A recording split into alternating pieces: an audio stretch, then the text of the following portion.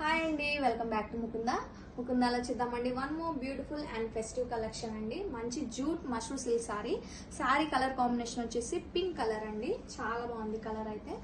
And sari all over look చూద్దాం. Fabric అయితే two soft and light weight ఉంటుందండి, చాలా బాగుంది.